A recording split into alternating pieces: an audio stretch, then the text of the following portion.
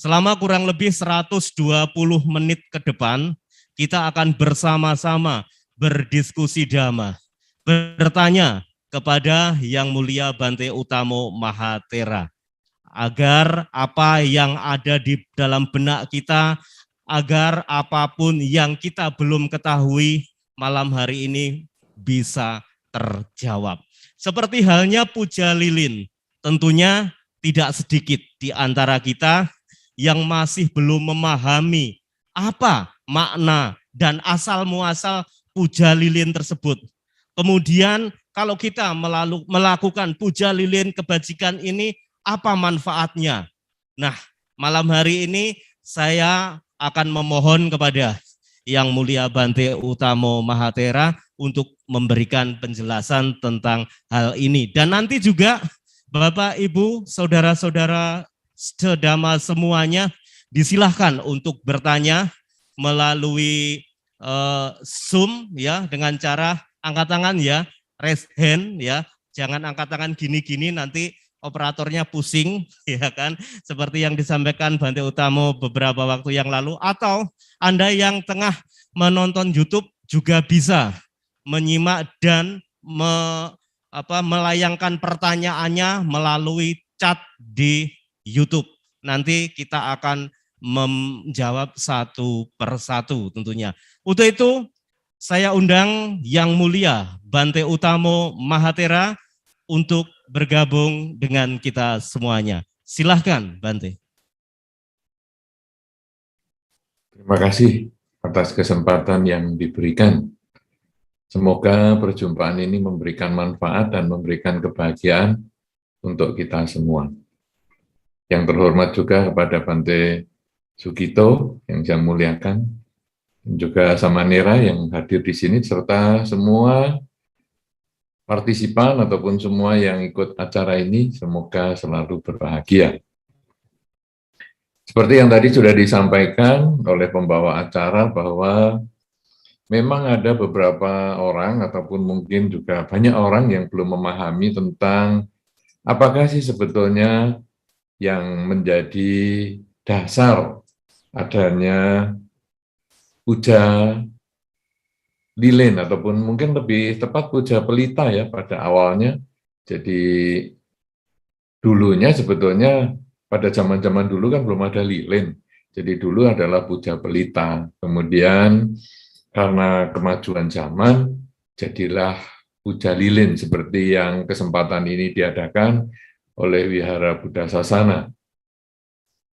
Sebetulnya sih kalau puja, kita kan juga memahami ya, kalau di wihara misalnya, kita mau baca parita, kemudian kadang kita juga memasang lilin, kemudian memasang dupa, kemudian kita bernamaskara dan sebagainya. Ternyata memang penghormatan kepada tempat-tempat yang diagungkan ini sudah berlangsung cukup lama, bahkan mungkin dalam beberapa sumber dikatakan ini sebelum zaman Sang Buddha Gotama. Jadi dulu-dulu sudah ada penghormatan kepada tempat-tempat yang disucikan. Ya, jadi pohon bodhi atau kemudian cetia, kemudian Buddha Rupang dan lain sebagainya. Sehingga pada satu ketika diceritakan ada seorang pengembara yang berjalan, kemudian bertemu dengan sebatang pohon bodhi yang luar biasa besarnya.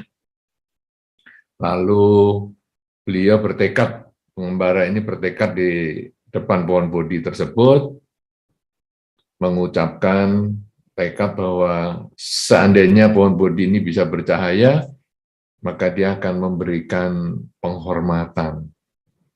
Dan ternyata pohon bodhi ini bercahaya. Diceritakan seperti itu, sehingga pengembara ini juga duduk di situ selama 7 hari, melihat cahaya itu dan juga bermeditasi. Nah, kemudian setelah itu, si pengembara ini mempersembahkan pelita, penghormatan dalam bentuk pelita, memasang pelita. Dan dikisahkan perbuatan tersebut pada akhir kehidupan sang pengembara mengkondisikan dia terlahir di alam bahagia, di alam surga. Dan kemudian setelah proses kelahiran di alam surga, dia meninggal dan dia terlahir di alam manusia sebagai seorang wanita pada zaman Sang Buddha.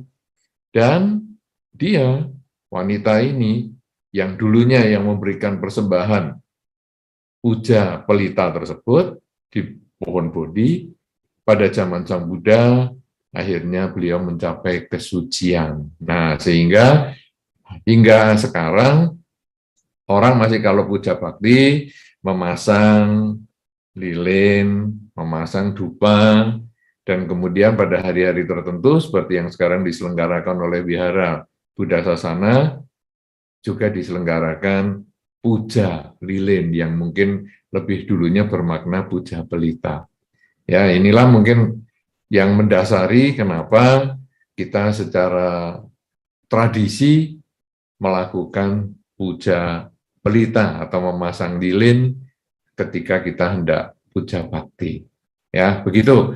Mungkin ini sebagai awal saja akan menginspirasi ataupun akan dapat memancing kita untuk lebih banyak tanya jawab, tentu saja hal-hal yang lebih luas ya, tidak harus tentang puja lilin saja, tapi bisa tentang hal-hal yang lain. Silakan. Ya, silakan untuk Anda yang ingin bertanya malam hari ini. Dan ini Bante, dari Wihara Buddha Sasana sudah ada yang bertanya. Kita kasih kesempatan dulu untuk yang di Wihara Buddha Sasana. Silakan.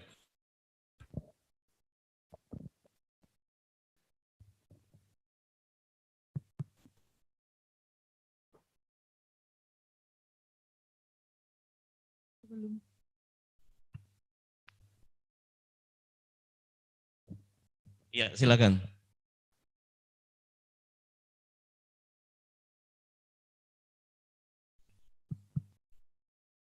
Sebelumnya selamat malam Bante, Namo Buddhaya. Perkenalkan, nama saya Diana. Di sini saya mau bertanya,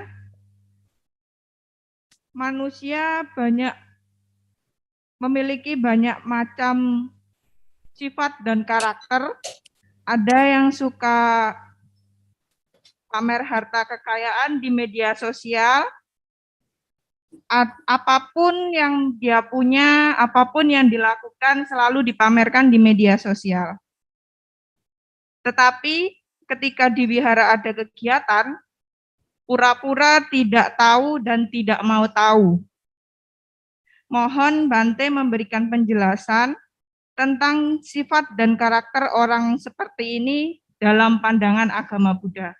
Terima kasih Bante, Namo Buddhaya. Ya, Bante, silakan untuk langsung memberikan jawabannya. Baik, jadi orang yang sering pamer, terutama apalagi di media sosial, sebetulnya adalah orang yang kepingin mendapat penghargaan, kepingin mendapat pujian. Media sosial ini sebetulnya juga bagus, ya. Kadang acara-acara semacam ini juga dilanjutkan ke media-media yang lain, misalnya ada Facebook dan lain sebagainya, atau kalau yang sekarang ini juga dilanjutkan ke YouTube dan lain sebagainya. Pada saat seseorang mengupload misalnya di YouTube, kadang dia kepingin lihat, sudah dilihat berapa orang ya video saya, sudah banyak yang kasih hati enggak ya? Atau kalau di YouTube itu kasih jempol. Ya, apa sudah banyak ya yang kasih jempol? Wah, senang sekali kalau dikasih jempol gini. Wah, tambah 1, tambah 2, 3, 4, tambah banyak, tambah happy dia. Atau di media-media sosial yang lain, kadang dikasih hati gitu aja senang sekali. Padahal yang ngasih hati siapa juga kita kadang nggak tahu. Orang sekarang ini lebih bangga dengan teman-teman yang di media sosial yang kadang dia nggak dikenal daripada teman-teman yang dia kenal di dunia nyata. Nah, kemudian kalau kita melihat orang yang tadi ditanyakan, adalah orang yang kepingin mendapat penghormatan, kepingin diakui, kepingin dihargai oleh orang-orang yang di dunia maya itu. Padahal siapa mereka juga nggak tahu. Dan kadang-kadang kita pun ngasih jempol, kita pun ngasih hati. itu sebetulnya kadang karena kita merasa, dia sudah bagus lah, sudah mau memposting berita semacam ini ya, kita kemudian kasih penghargaan. Jadi belum tentu kita juga kenal sama orangnya, belum tentu kita juga memahami apa yang dia postingkan, tapi ya kita kasihlah selamat. Nah, orang-orang ini kemudian bangga, merasa, saya diperhatikan. Sehingga dia, ya seperti yang tadi disampaikan, pamer, dia punya harta ya dipamerkan, saya punya sepeda motor baru, wah rumah saya sudah dicat nih, wah sekarang anak saya sudah lulus nih, dan lain sebagainya, dan lain sebagainya. Saya punya rezeki nih, kemarin dapat uang sekian banyak lah, sampai ada yang memposting buku tabungannya, print screen-nya buku tabungan itu juga ada. Sangat luar biasa memang seperti yang ditanyakan tadi. Tapi sebaliknya, ketika di wihara ada kegiatan, kok dia pura-pura nggak tahu ya. Ini kenapa ini? Ada beberapa sebab. Yang pertama, orang-orang di lingkungan wihara itu sudah tahu dia. Dia beli sepeda motor aja kredit kok. Jadi kalau dia pamer sama anak wihara, nggak ada gunanya. Dia lebih suka pamernya ke media sosial, karena media sosial nggak ngurus kamu kredit atau tidak. Kemudian ketika anaknya menikah misalnya, dipamerkan anaknya menikah di media sosial. Kalau di wihara dia nggak perlu pamer, karena di wihara dia akan mengatakan, apa itu, sudah berapa kali menikah juga dulu berpisah, ya gitu aja dipamer-pamerkan. Nah, jadi orang wihara tahu kejelekannya dia nggak perlu lagi pameran lagi. Dia mungkin merasa minder, dia merasa saya nggak pantas lah pamer, karena memang mereka tahu kartu saya yang sesungguhnya. Itu bisa nomor satu. Yang kedua, bisa juga pamer di wihara, pemberian penghargaannya itu tidak dikenal oleh dunia. Jadi wihara misalnya dikatakan, ini loh, aku kemarin duitku tambah banyak nih, dari aku kerja ini. Kemudian orang wihara yang ngomong, wih bagus, hebat, kasih jempol langsung begini. Tapi tetangga lain nggak kenal, tetangga lain nggak tahu, orang lain nggak tahu, dan itu bagi dia kurang mantep. Nah, sehingga dia ketamaan untuk nama baik itu dia salurkan ke orang-orang di dunia maya daripada di lingkungannya sendiri. Karena satu, mungkin mereka sudah kenal dia, rasanya tidak sebagus yang diomongkan di dunia maya. Yang kedua, kalaupun dihargai, tapi nilainya menjadi kecil karena hanya bersifat lokal. Jadi bagaimana nih kalau dipandang dari sudut Dhamma? Sebetulnya orang ini dasarnya adalah ketamaan. Manusia ini kan kalau di dalam Dhamma, kelakuannya terinspirasi atau didorong oleh ketamaan, kebencian, dan kegelapan batin. Dia tamak pujian, dia tamak penghargaan, mungkin karena di lingkungannya dia kurang dihargai, mungkin dulu dari orang tuanya juga kurang mendapat penghargaan, mungkin dia dari pasangan hidupnya juga kurang mendapat penghargaan, mungkin dari teman-teman di wihara juga kurang mendapat penghargaan, sehingga dia akhirnya mencari penghargaan di luar lingkungannya, yaitu dengan sasaran atau media sosial. Ya, begitu. Mudah-mudahan ini bisa memberikan manfaat untuk penanya ataupun untuk orang-orang yang punya sifat seperti ini, bahwa inilah ketamaan yang kita sebetulnya lalu renungkan, bahwa media sosial, teman kita sebanyak apapun juga, mereka kadang-kadang tidak mengenal kita sama sekali, tapi teman wihara, teman lingkungan, teman tetangga, dan sebagainya, itu sebetulnya adalah menjadi teman yang sesungguhnya, karena ketika kita ada kesulitan, mereka lah yang paling cepat dan paling dekat dengan kita untuk membantu. Begitu, mudah-mudahan si penanya bisa menjadi lebih jelas. Terima kasih. Ya, terima kasih Bante. Dan di sini sudah ada penanya, ada Vivi Yuwono. Oke, saya silakan untuk Vivi Yuwono. Silakan untuk di-unmute dulu mic-nya, Vivi Yuwono. Belum. Ya, silakan di-unmute Vivi Yuwono. Ya, kita masih menunggu respon dari, ya sudah. Silakan untuk Vivi Yuwono. Malam Bante, Namo Buddhaya. Bante, saya mau tanya tentang masalah ini meditasi. Ini kan sejak awal tahun ini kan saya bertekad untuk setiap pagi dan malam sebelum tidur itu selalu membaca parita, kemudian meditasi. Kalau pagi biasanya saya tuh membaca seperti di buku parita biru itu Tirta Parita untuk orang sakit. Urutannya seperti itu. Jadi saya bawa botol aqua 4, kemudian saya baca parita sampai selesai dan meditasi. Nah, kalau malam itu biasanya saya baca paritanya Nama Karapata, terus Pancasila, Buddha Nusati, Dhamma Nusati, Sangha Nusati, dan Saca Kiryagata. Nah, kemudian pertanyaannya itu Bante, seringnya itu, oh ya, kalau biasanya sih saya baca meditasinya tuh pakai versi 1. Kalau pagi itu objek meditasinya itu semoga semua makhluk bahagia. Kalau malam kadang-kadang ini objek meditasinya perhatian pada napas.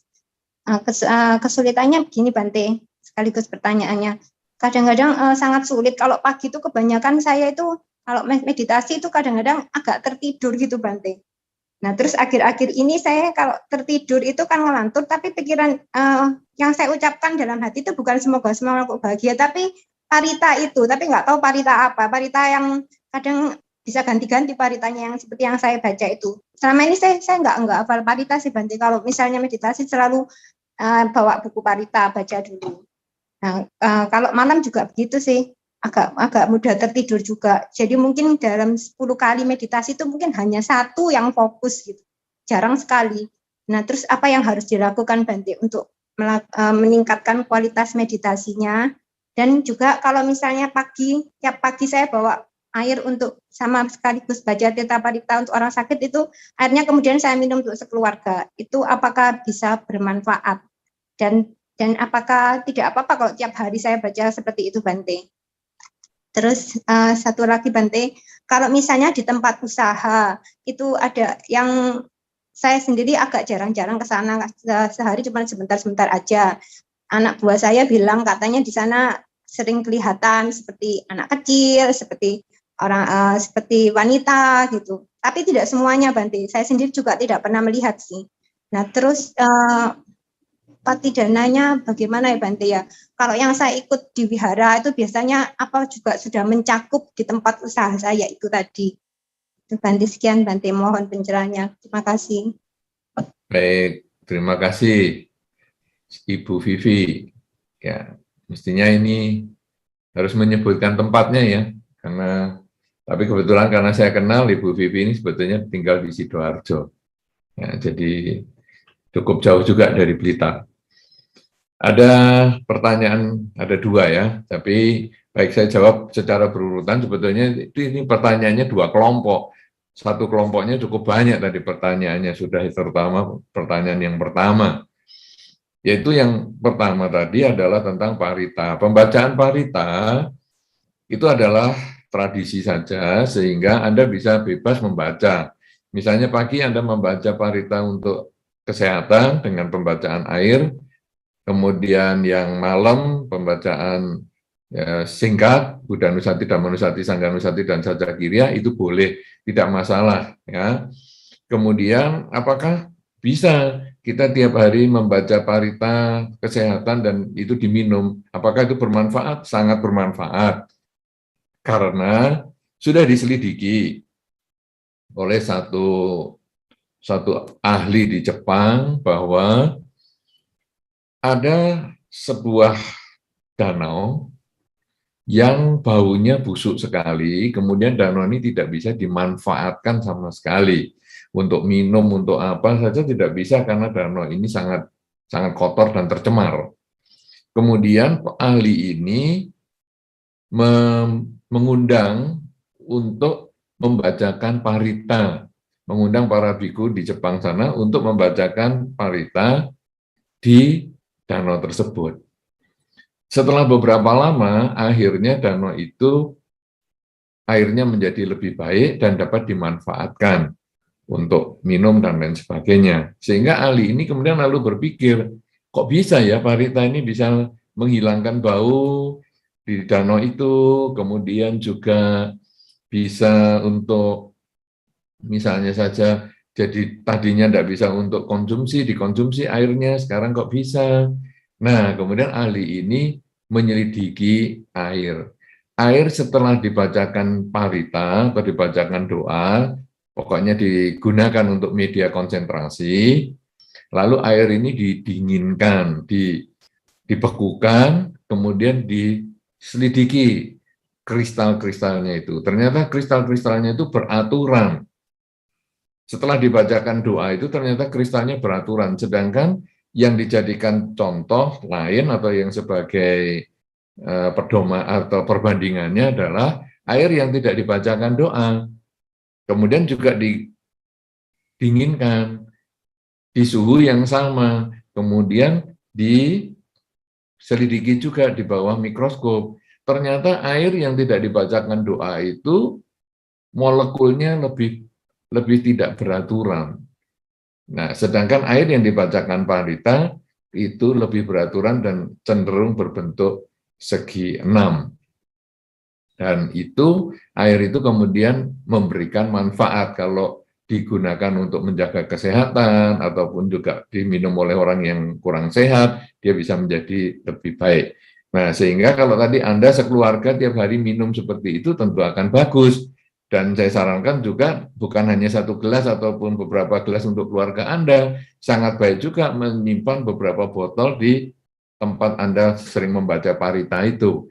Sehingga di satu ketika nanti, kalau mungkin ada yang orang kurang sehat atau ada yang membutuhkan dan lain sebagainya, Anda tinggal mengambil botol yang sudah sering dibacakan parita itu untuk diberikan kepada orang yang membutuhkan. Atau mungkin Anda mau keluar kota, atau keluarga Anda juga mau keluar kota, Anda tinggal membawa 1 botol itu yang sudah sering dibacakan tiap hari untuk dibawa ke luar kota, diminum bersama dan lain sebagainya. Jadi itu sangat bermanfaat.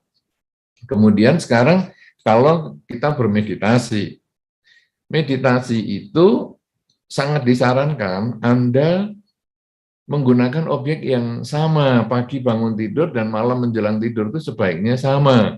Jadi jangan pagi adalah mengucap semoga semua makhluk bahagia, misalnya yang tadi Anda lakukan, kemudian malam memperhatikan nafas. Sebaiknya kalau pagi yang memperhatikan nafas, malam yang memperhatikan nafas, atau pagi mengucap semoga semua makhluk bahagia, malam juga mengucap semoga semua makhluk bahagia, karena meditasi itu sebetulnya adalah melatih keterampilan berpikir.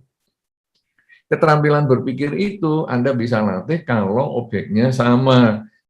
Ya, jadi semakin Anda sering mengganti objek, semakin sulit keterampilan itu Anda peroleh. Tapi ketika Anda bertahan pada satu objek, maka Anda akan lebih cepat terampil memegang objek. Nah, sekarang ketika Anda bermeditasi, pikiran menjadi tenang, biasanya memang ngantuknya datang. Karena itu, orang yang meditasi disarankan duduk bersila dengan tegak posisinya. Sehingga kalau begitu ngantuk, badannya mulai mengayun ke depan dan sebagainya, dia langsung bangun dan dia langsung bisa kembali ke objek. Meditasi tidak disarankan bersandar, karena kalau bersandar mengantuk dan lain sebagainya, kemudian langsung terlelap lagi. Jadi, ketika Anda meditasi dan kemudian merasa ngantuk, itu sudah jalurnya. Sudah benar, jangan kemudian Anda merasa, aduh aku kok nggak bisa meditasi. Sudah benar, tapi bisa nggak Anda mengatasi rasa ngantuk itu? Rasa ngantuk itu dikuasai dengan Anda memusatkan lebih kuat perhatian pada objek. Sehingga pelan-pelan secara bertahap, semakin Anda terampil, ngantuknya itu nanti bisa dikendalikan, bisa dikuasai, bisa dilawan, sehingga akhirnya pikiran Anda menjadi tenang, ngantuknya lenyap, dan kemudian objek menjadi jelas. Ketika tadi Anda pagi misalnya meditasi, dari pengucapan semoga semua makhluk bahagia, kok akhirnya jadi mengucap parita yang tidak jelas begitu? Ya karena Anda terbawa oleh ngantuknya, sehingga Anda tidak menyadari apa yang Anda sedang ucapkan atau Anda yang sedang lakukan. Tidak masalah, itu bukan kesalahan, tapi Anda segera kembalikan pada objek awal. Misalnya, semoga semua makhluk berbahagia. Kalau sulit sekali untuk kembali ke objek, maka Anda mengulang kalimat, saat ini saya sedang apa? Saat ini saya sedang duduk bermeditasi. Objek saya adalah memperhatikan atau mengulang kalimat semoga semua makhluk berbahagia. Jadi dengan kata-kata saat ini saya sedang apa, lalu kita kembali pada objek, biasanya pikiran menjadi lebih tenang dan bisa kembali pada jalurnya lagi, yaitu memperhatikan semoga semua makhluk berbahagia. Atau kalau tadi Anda misalnya menggunakan pernafasan, nafas masuk dan nafas keluar yang mengalir secara alamiah. Kemudian tadi Anda mengatakan versi 1, berarti apa saja yang bukan objek Anda singkirkan. Saya tidak mau memikirkan apa saja selain objek saya selama meditasi. Maka ketika nafas kita amati 1, 1, 2, 2, 3, 3, pikiran ke tempat lain, kuncinya kembali lagi dengan mengatakan, saat ini saya sedang apa? Saat ini saya sedang duduk memperhatikan objek. Objek saya adalah pernafasan. Saya mengamati masuk dan keluarnya nafas. Dengan pengulangan kalimat itu 2 atau 3 kali, akhirnya kita balik ke objek nafas lagi dan meditasi bisa dilanjutkan. Dan itu ngantuk lagi, tidak apa-apa. Kita lawan lagi dengan perhatian pada objek yang lebih kuat lagi sampai ngantuknya lenyap. Nanti ngantuk lagi, jatuh tertidur lagi, dilatih lagi. Tapi kalau Anda duduk selalu mengantuk dan sulit sekali untuk mengembalikan pada objek, maka disarankan Anda meditasi jalan saja. Jadi gunakan jalur kira-kira 3 meter, mungkin yaitu sepanjang ruangan Anda, misalnya rata-rata ruangan sekitar 3 meter, atau mungkin 2,5 meter, Anda jalan mondar-mandir di situ. Dimulai dengan memperhatikan telapak kaki, kanan, kiri, jalannya pelan saja, santai saja, tidak perlu jalan cepat, karena ini perhatian kita adalah pada telapak kaki yang melangkah, kanan, kiri, sampai nanti ujung. Kemudian Anda mau berhenti juga boleh, sampai tembok ujung, kemudian Anda berhenti juga boleh, atau langsung berputar, tetap dengan kanan, kiri, nanti balik lagi, sampai ujung tembok sini, putar lagi, terus seperti itu kira-kira 15 menit, maka nanti Anda akan bisa lebih cepat fokus. Ketika jalan Anda sudah bisa fokus, maka duduk pun akan lebih cepat fokus. Tapi kalau jalan saja tidak bisa fokus, pikirannya masih ngaco, perhatian pada telapak kakinya masih sering berpindah, maka duduk juga menjadi lebih sulit lagi.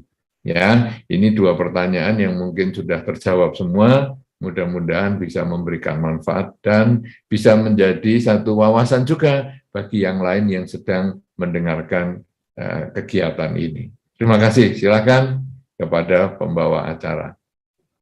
Ya, terima kasih. Dan ini langsung kepada Adi Titi ya. Setelah tadi Ibu Vivi Yuwono dari Sidoarjo, saya sampaikan terima kasih terlebih dahulu. Dan selanjutnya kepada Saudara Adi Titi di Tulungagung. Ini silahkan. Selamat malam Bante, Namo Buddhaya. Saya Adi dari Tulungagung. Ya, ini saya ada pertanyaan yang saya tidak bisa menjawab saja dari teman lain yang non-Buddhis, yang pernah membaca, kan dia penasaran tentang agama Buddha, lalu melihat-lihat ada Jataka dan kisah Buddha yang zaman dulu itu, lalu bertanya, kalau secara logika cerita-cerita di Jataka itu apakah mungkin gitu, kan ada binatang bisa berbicara gitu. Itu secara sains itu kan dianggap khayal gitu. Lalu penjelasannya menurut Buddhis bagaimana? Karena Buddha kan biasanya setahu saya ajarannya bisa dilogika, logis gitu ya. Kemudian tentang kalau manusia-manusia zaman Sang Buddha itu, kalau Sang Buddha sendiri sakti itu bisa terbang, itu juga dianggap tidak mungkin gitu. buktinya mana gitu. Itu menjawabnya bagaimana Bante tentang Jataka dan keajaiban-keajaiban zaman dulu, karena pada saat sekarang ini tidak pernah terjadi gitu. Jadi dianggap tidak mungkin. Terima kasih Bante, Namo Buddhaya. Saudara Adi Titi dari Tulungagung, sebagaimana yang disampaikan pembawa acara tadi. Jadi kisah-kisah Jataka memang diceritakan di situ binatang bisa ngomong. Tapi ingat, yang cerita Jataka itu adalah manusia, bukan binatangnya. Sehingga manusianya ini menggambarkan binatang itu berkomunikasi. Ya, itu saya kira kalau di cerita-cerita rakyat dulu, seingat saya waktu anak-anak masih kecil kan ada kancil nyolong timun tuh. Ada si kancil yang mencuri timun, itu kan juga ada komunikasi dan lain sebagainya. Kenapa? Karena yang menceritakan adalah manusia untuk menggambarkan hal itu. Nah, tetapi apakah ada manusia yang bisa berkomunikasi dengan binatang? Sebetulnya bisa.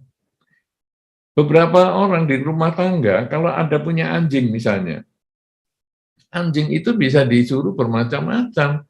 Misalnya, ayo duduk, dia bisa duduk. Ayo berbaring, dia bisa berbaring. Bukan hanya anjing, monyet apalagi. Ya, kan bisa disuruh itu. Artinya ini ada komunikasi walaupun masih satu sisi, yaitu dari manusia ke binatang. Misalnya kalau Sarinem pergi ke pasar, nah itu kan monyetnya kan langsung dia bawa alat-alatnya untuk ke pasar. Kemudian Sarinem naik sepeda, kan dia bisa naik sepeda dan lain sebagainya. Artinya satu sisi binatang itu juga bisa mendengar. Nah kemudian kalau Anda mendengar cerita di rakyat, ada juga cerita Angling Darmo yang bisa berbicara dengan bahasa binatang. Tentu kita tidak ngomongnya pakai bahasa, misalnya bahasa Indonesia misalnya, atau bahasa Jawa karena Angling Darmo. Bukan, tapi itu adalah kekuatan pikiran. Makanya ada orang-orang mengatakan, kamu kalau ketemu anjing, kamu jangan berpikir yang negatif, karena nanti misalnya takut anjing, maka nanti anjing itu bisa mendekat kepada kamu, karena dia merasa aku ini nggak ngapa-ngapa. Nah, tapi si orang yang takut anjing, aku takut. Nah, malah dia dekat, aku nggak ngapa-ngapa. Si anjing itu mau menyampaikan begitu, tapi ya tentu dia dengan bahasanya dia yang mungkin si orang ini tidak mengerti. Tapi kalau orang ini mengerti, ataupun orang ini kemudian memancarkan cinta kasih, oke, aku nggak takut sama kamu adalah temanku, kamu baik sama saya. Itu hanya dalam pikiran saja. Anjing itu pun juga dia tidak akan memusuhi. Ini yang kita bisa buktikan lah di dalam masyarakat yang sangat sederhana saja dulu. Jadi kita tidak perlu yang heboh-heboh yang bisa ngomong dulu, tapi artinya binatang-binatang itu bisa berkomunikasi. Bahkan secara ilmu pengetahuan, pohon itu pun bisa diajak komunikasi. Ya, teman Anda harus dikasih tahu bahwa pohon aja bisa diajak komunikasi. Artinya gimana? Pernah mendapat ada satu penyelidikan, pohon yang dikatakan besok kamu mau saya tebang, itu menimbulkan getaran yang kuat sekali yang sudah diselidiki. Getaran itu kuat sekali karena dia menjadi tegang.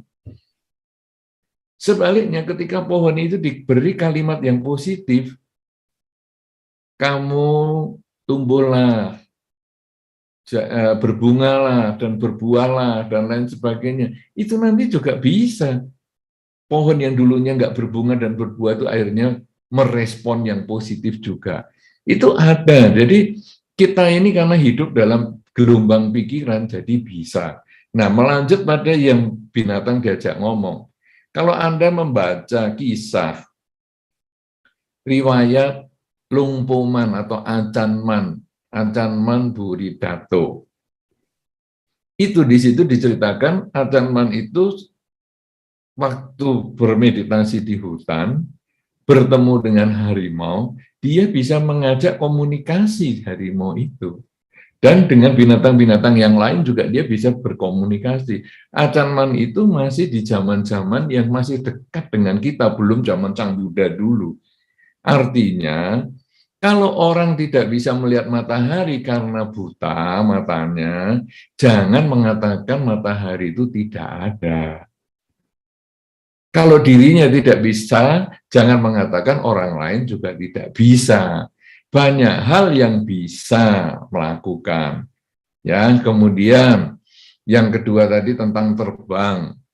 Kalau Anda membaca riwayat dari Long Po Wen Sujino, itu salah satu juga murid dari Acan Man, pernah dilihat oleh satu pilot, dia melayang, bukan hanya terbang, tapi dia melayang mengikuti pesawat itu. Jadi pilot ini mengendarai pesawat, kemudian ada biku yang di luar jendela pesawat dan dia di situ mengikuti. Jadi dia seperti kecepatan terbangnya pesawat ini. Dan setelah dilihat bujur timur, bujur lintang barat, lintang utara, lintang selatan, bujur barat dan bujur timurnya, maka ketemu titiknya itu adalah titik wihara tempat Long Po Wen itu ada. Ini ada bukunya semua ya. Jadi itu ada kisahnya, sungguhan itu dimuat di koran di Thailand dan lain sebagainya. Jadi di zaman-zaman sekarang pun masih ada. Cuman ya kita tentu tidak promosi yang sudah bisa itu kemudian promosi ini loh aku bisa terbang. Walaupun Anda bisa lihat beberapa waktu yang lalu ini beredar di WA Group, seorang Amerika yang pergi ke Tibet untuk membuktikan apakah ada manusia itu bisa terbang. Dan kemudian dia menemui seorang biku, dan biku itu mendemonstrasikan kemampuan terbangnya. Dan itu bikunya masih hidup sampai hari ini. Jadi dia membacakan mantra, kemudian dia melayang. Dan itu sebetulnya ilmu yang sederhana karena di beberapa bagian, di ilmu pengetahuan itu disebut levitasi. Jadi ilmu pengetahuan sudah ada. Lawan dari gravitasi, yaitu harus melekat dengan bumi, namanya levitasi. Jadi dia bisa melayang. Itu bukan sulap, bukan sihir, itu kemampuan yang orang-orang ilmiah juga sudah mengakui keberadaannya, sehingga sudah dikenal istilahnya levitasi. Ya, jadi mungkin teman Anda mungkin kurang banyak referensinya dan lain sebagainya, tidak masalah. Anda berusaha jelaskan, tapi kalau dia tidak mau percaya, tidak apa-apa. Ya, jadi di dalam dhamma ini itu tidak penting. Misalnya binatang bisa ngomong, aku kok nggak percaya, nggak penting. Sang Buddha, apa bisa terbang? Kayaknya nggak mungkin. Iya, nggak penting juga. Karena kesaktian-kesaktian itu bukan sesuatu yang penting di dalam agama Buddha, tetapi kemampuan mengendalikan pikiran, mengendalikan ucapan, mengendalikan perilaku, agar terbebas dari ketamaan, kebencian, kegelapan batin. Ini yang jauh lebih penting, dan itu yang menjadi tugas. Karena itu, di dalam Dhamma ada kata-kata, orang sakti belum tentu suci. Orang suci belum tentu sakti. Bisa ngomong dengan binatang, atau binatang bisa komunikasi dengan kita dan kita bisa memahami, itu hanya sakti, belum tentu menunjukkan kesucian. Bisa terbang, melayang, dan lain sebagainya, itu hanya sakti, belum tentu suci. Dalam pengertian Dharma, yang penting orang itu bisa mengendalikan pikiran, ucapan, dan perilaku, itu jauh lebih penting daripada bisa membaca pikiran orang, bisa dari satu orang bisa membelah diri menjadi 10 orang atau lebih, bisa terbang, bisa masuk ke bumi, bisa menembus tembok. Itu hanya kesaktian-kesaktian yang di dalam Dharma hanya bonus dan tidak terlalu penting. Sehingga orang mau percaya, tidak percaya, terserah. Tapi hidup ini tidak kekal, dan kita berpisah dengan yang dicinta menjadi ada ketidakpuasan, berkumpul dengan yang dibenci juga ada ketidakpuasan, yang kita harus bisa mengendalikan ketidakpuasan ini agar batin menjadi seimbang ketika berkumpul dengan yang tidak disukai dan berpisah dengan yang dicinta, dan sistematika untuk mengendalikan batin yang disebut dengan jalan mulia berunsur 8. Itu yang jauh lebih penting daripada yang dipermasalahkan oleh teman Anda. Jadi tidak perlu Anda jawab kalau memang dia juga tidak percaya, untuk apa berdebat untuk sesuatu yang tidak terlalu penting. Begitu, Saudara Adi Titi, mudah-mudahan bermanfaat.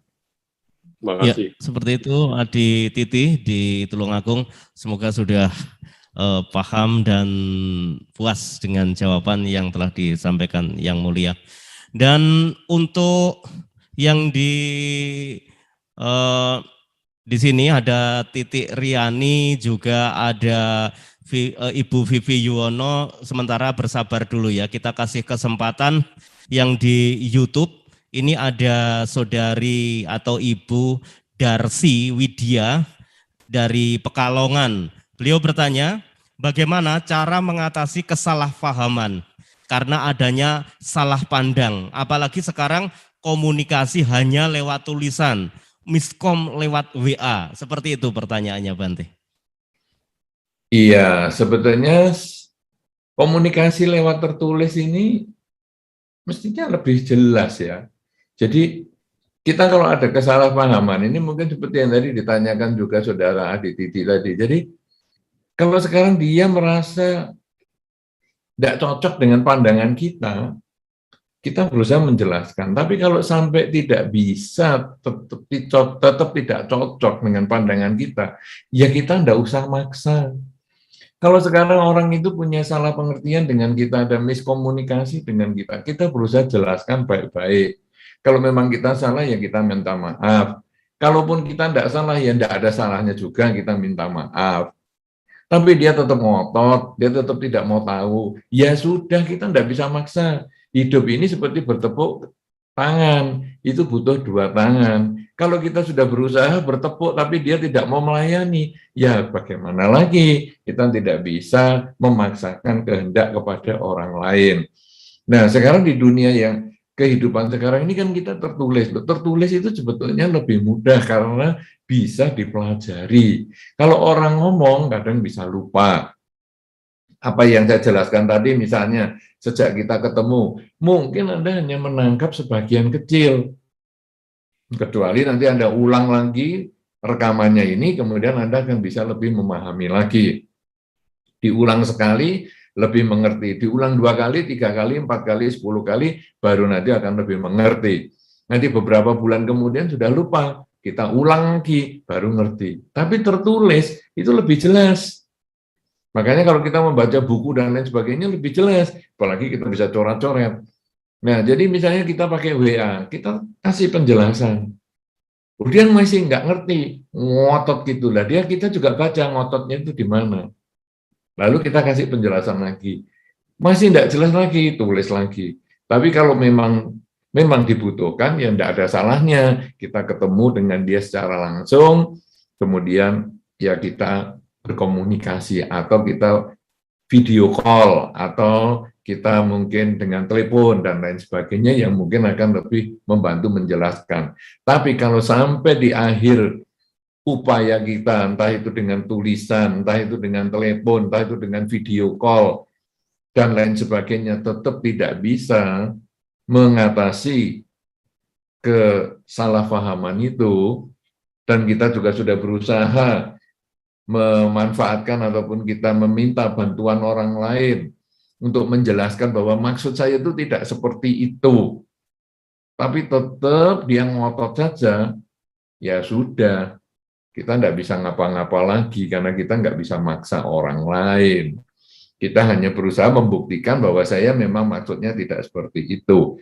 Karena ingat, dalam kehidupan ini, ketika kita masih bertemu pertama, biasanya pikiran kita masih bersih terhadap orang itu. Tapi begitu kita sudah timbul kecurigaan, ataupun malah kesalahpahaman, kadang-kadang kita memang sulit sekali untuk mengembalikan kepercayaan itu tadi. Nah, ini butuh waktu, dan kita, kalau memang kita yang salah, kita buktikan dengan waktu itu. Misalnya saja, kita dianggap mencuri, barangnya dia yang hilang. Padahal kita nggak mencuri. Sudah saya jelaskan, dia tetap mengatakan kamu mencuri. Ya sudah, bagaimana lagi namanya kita sudah jelaskan. Kita sudah minta orang lain juga, tolong jelaskan, aku tuh nggak mencuri. Karena aku bisa beli barang itu sendiri. Kenapa aku harus mencuri punyanya dia? Tapi dia ngotot aja, menganggap kita nyuri. Ya sudah, saya nggak bisa ngomong lagi. Biar waktu nanti yang membuktikan. Nah, nanti dengan waktu mungkin seminggu, 2 minggu, setahun, 2 tahun, 10 tahun, 20 tahun, baru dia ketemu barangnya dia. Oh, kamu dulu ternyata nggak mencuri ya. Ini barangku ternyata terselip nih di lemari saya, maaf ya. Oh, enggak apa-apa.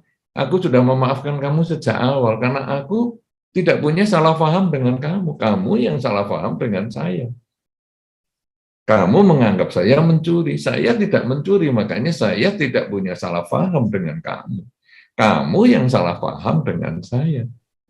Jadi kamu minta maaf, nggak ada gunanya karena saya tidak menganggap kamu ngapa-ngapa. Jadi saya sudah memaafkan kamu sejak awal.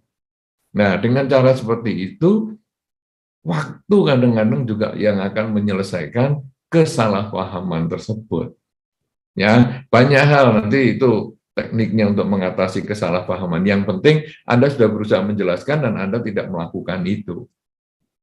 Ya, baik. Saya kira demikian. Silahkan pertanyaan berikut.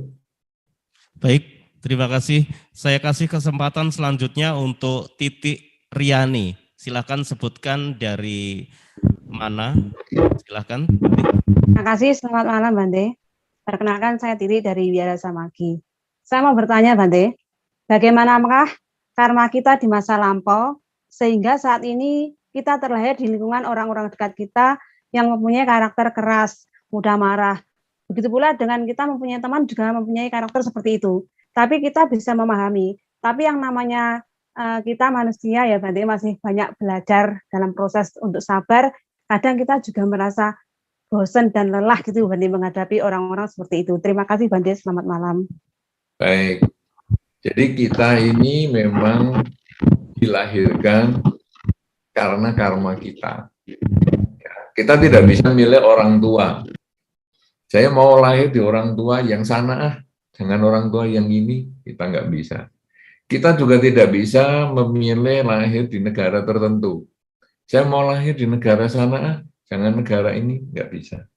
Saya juga pengen lahir dengan jenis kelamin tertentu, nggak bisa. Jadi ada karma yang memang membuat kita lahir di negara tertentu, dengan orang tua tertentu, dengan jenis kelamin tertentu, kemudian dengan lingkungan-lingkungan tertentu, itu kita sudah seperti itu. Nah, itu disebut karma yang melahirkan. Kemudian, karma yang melahirkan ini masih ada pengikutnya, yang disebut karma yang mendukung. Jadi, misalnya, saya ambil contoh 2 orang yang ekstrim saja. Ada orang yang terlahir di lingkungan orang yang jahat. Yang satu lahir di lingkungan orang yang baik. Ini sudah tidak bisa milih. Kemudian karma yang mengikutinya itu adalah sudah lahir di lingkungan yang jahat, juga badannya sakit-sakitan. Jadi lingkungannya sudah jelek, kondisi tubuhnya juga jelek, sakit-sakitan. Sebaliknya yang lahir di lingkungan yang baik ini, sudah lingkungannya baik, tubuhnya juga sehat. Wah, ini karma yang mengikuti, sehingga kadang-kadang kalau kita sudah melihat 2 hal ini aja, kayaknya nggak adil ya hidup ini. Itu orangnya jahat, anaknya juga, aduh, lingkungannya jahat, kemudian anaknya malah sakit-sakitan. Yang ini sudah baik, sehat lagi. Dan ini bisa ditambah lagi, yang jelek ini tambah jelek-jelek yang lain, ya. Kemudian yang bagus ini juga banyak bagusnya yang lagi. Misalnya yang jelek ini lahir di lingkungan jahat, kemudian dia sakit-sakitan, karena itu kemudian sekolahnya pun jadi mundur, akhirnya juga tidak pandai. Yang lahir di lingkungan baik, sehat, sekolahnya juga bagus, pandai. Akhirnya tambah lagi yang tambah luar biasa lagi, sehingga kadang kita tambah iri lagi, ya iri kepada yang lebih hebat dan menghina kepada yang lebih rendah. Nah, tapi ingat, karma yang selanjutnya adalah karma yang muncul dari pikiran kita. Jadi kalau yang dua awal ini adalah kita nggak bisa milih lahir di mana dengan kondisi pendukungnya gimana, kita nggak bisa milih. Tapi yang ketiga adalah karma yang benar-benar karena niat kita. Kalau yang tadi lingkungannya jahat, kemudian sakit-sakitan, nggak pinter lagi, terus dia berpikir, wah, saya caranya gini, saya ini sudah lingkungannya jelek, kelahiran saya juga jelek, sudahlah, saya mau teruskan kejahatan saja. Biar saya lanjutkan lingkungan jelek saya nih, karena dulu lingkungan saya ini kan memang omongannya ya kasar, kemudian kelakuannya suka mencuri dan lain sebagainya, saya terlanjutkan. Nah itu niat sudah. Padahal kita punya pilihan, mau lanjut atau tidak lanjut. Tapi orang ini lanjut. Nah berarti dia makin terjerumus, karena dia makin dalam.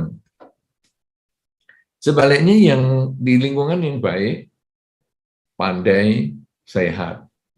Terus dia ngerti dhamma, wah, saya juga mau berbuat baik terus supaya saya nanti di kehidupan ini selalu hidupnya bahagia, bahkan bukan hanya di kehidupan ini, nanti lahir lagi pun saya juga tetap lahir di tempat yang baik-baik dan bahagia.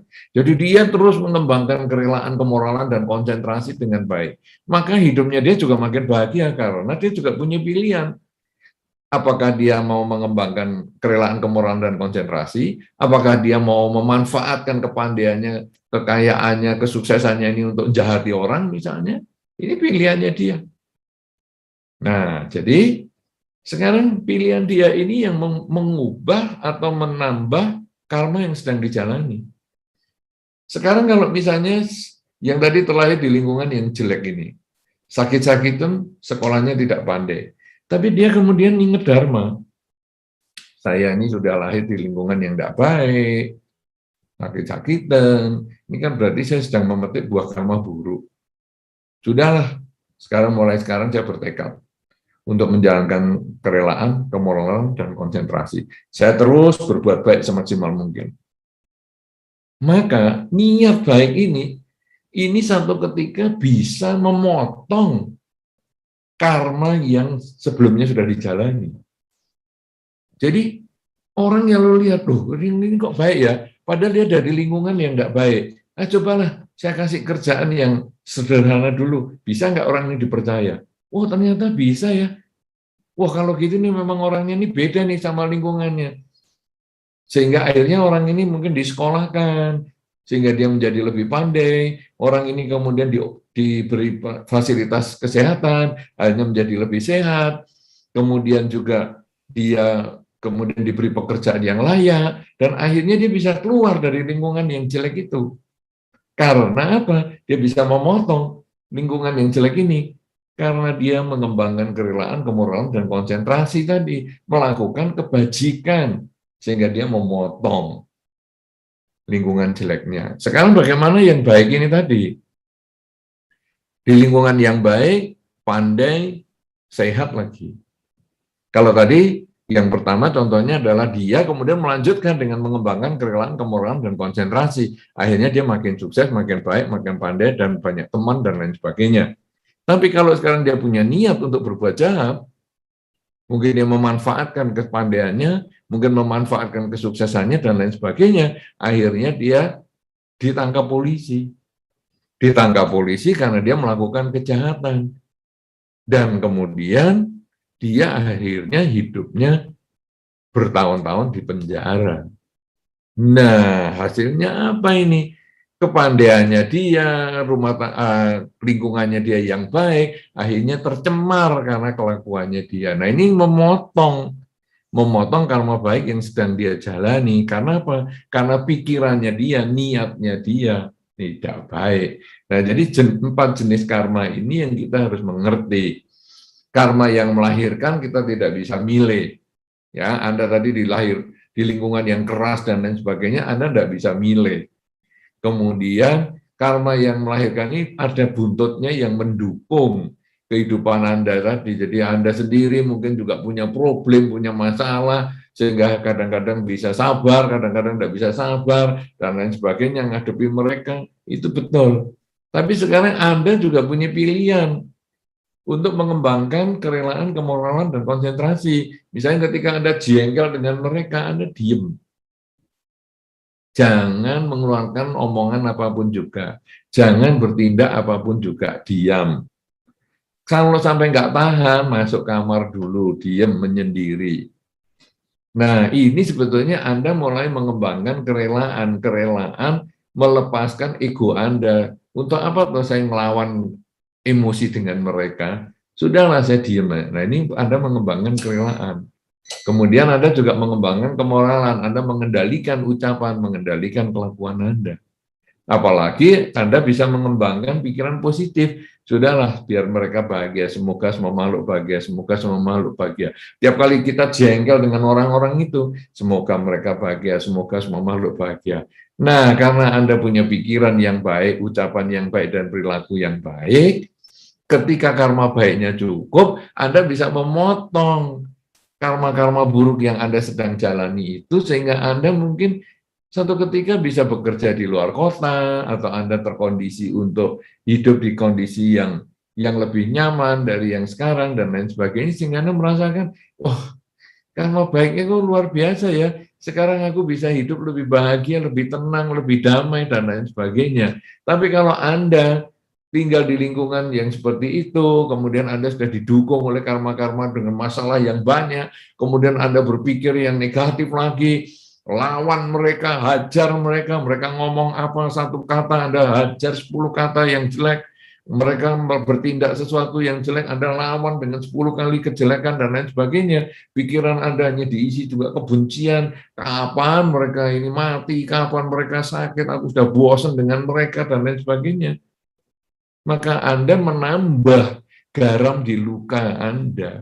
Dan akhirnya Anda merasa, hidupku kok makin terpuruk, ya makin terpuruk, makin terpuruk. Siapa yang bikin terpuruk? Yang bikin terpuruk adalah diri kita sendiri. Karena kita tidak melakukan banyak kebajikan.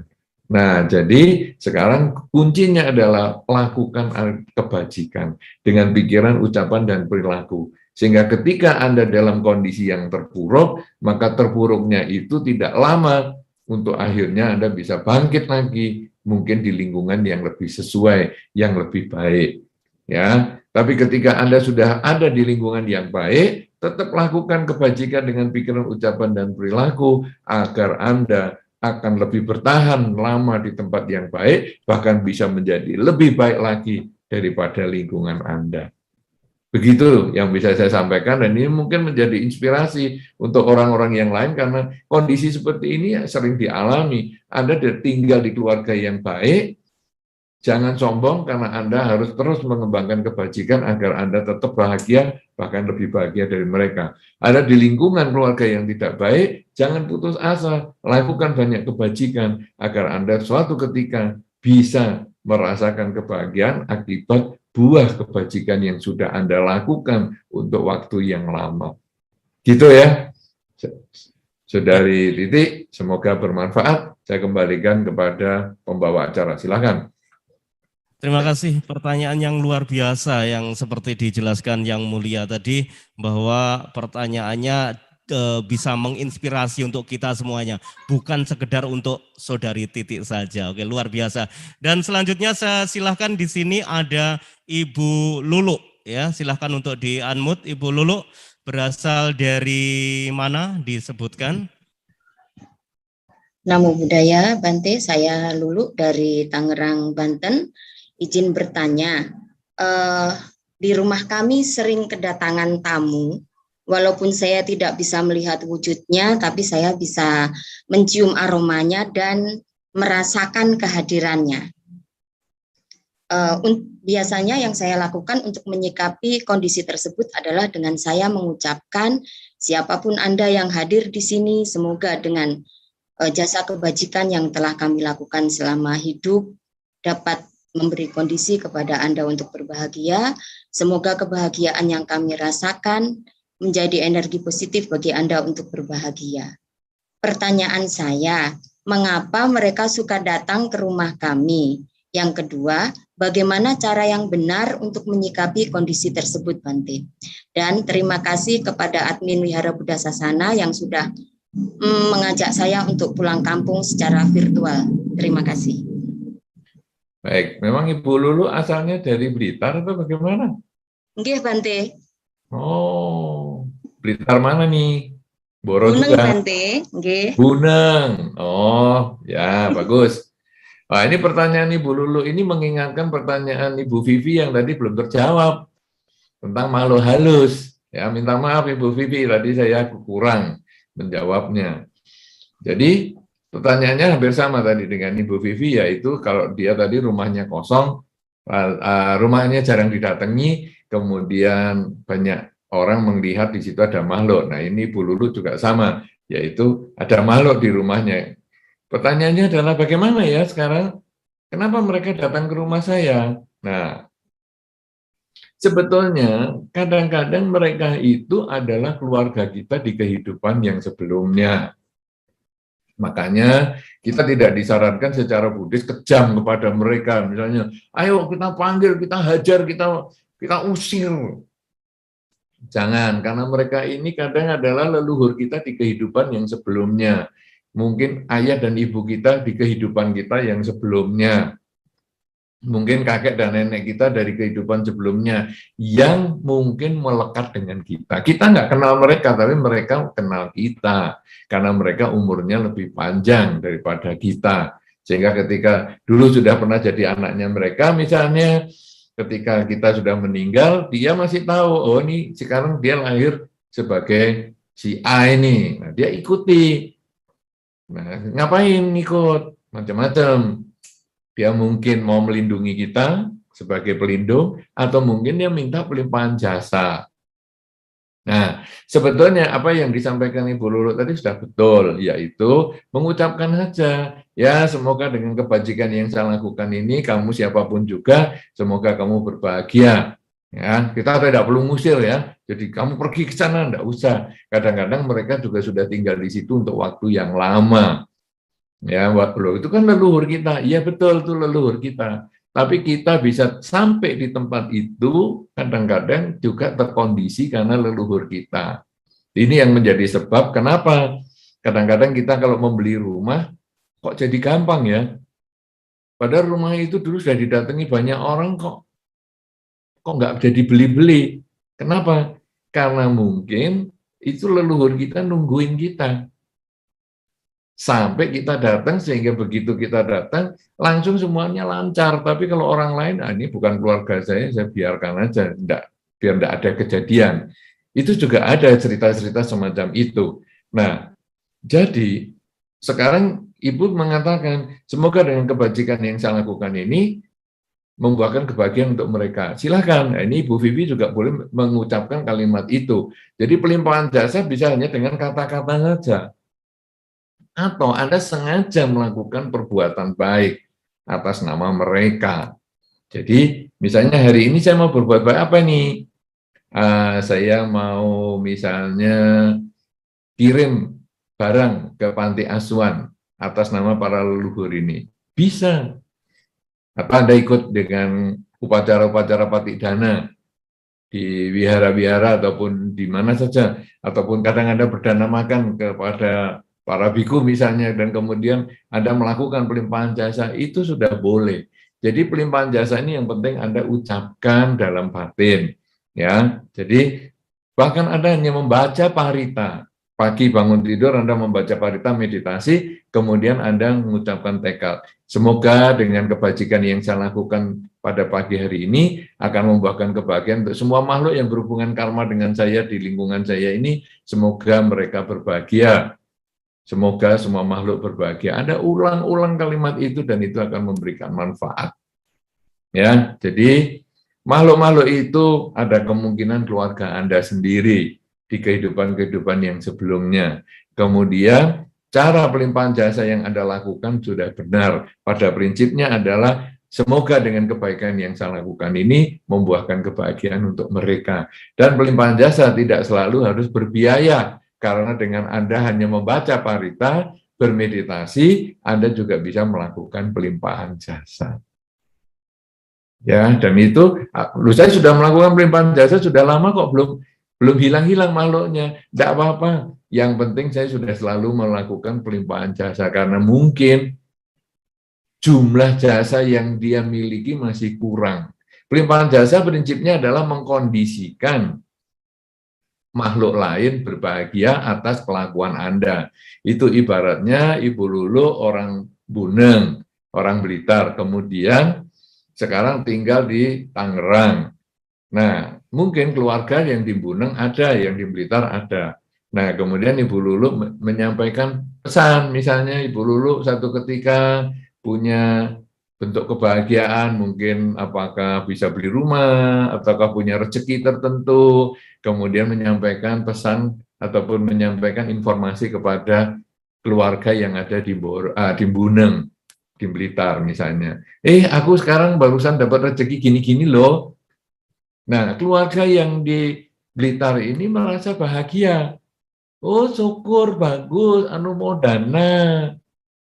Loh, padahal yang dapat rezeki, yang dapat kebaikan, yang dapat kebahagiaan adalah Ibu Lulu yang jauh di Jawa Barat sana, atau di Jakarta sana, atau di Tangerang sana.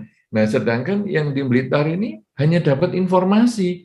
Tapi ketika mendapatkan informasi, pikirannya positif, pikirannya senang, pikirannya baik. Dan itu adalah karma baik yang mereka lakukan sendiri lewat pikiran. Nah, semakin sering mendapatkan informasi yang positif, semakin sering dia juga berpikir yang baik, maka keluarga yang di Blitar ini semakin banyak karma baik lewat pikiran yang dia miliki. Nah, kalau sekarang ini pelimpahan jasa adalah seperti itu. Jadi keluarga yang di Blitar itu senilai atau setara dengan makhluk-makhluk yang tadi, keluarga kita tadi. Jadi saat saya berbuat baik, saya melimpahkan jasa, semoga dengan kebajikan ini mereka berbahagia. Nah, ketika mereka diingat seperti itu, mereka bahagia. Dengan kebahagiaan itu adalah karma baik lewat pikiran makhluk tersebut. Semakin sering kita melakukan pelimpahan jasa, misalnya setiap pagi dan malam setelah kita membaca parita dan meditasi, semakin banyak pula karma baik yang dia lakukan lewat pikiran. Dan jika cukup karma baiknya, matilah dia dari alamnya, lahir di alam yang lebih baik.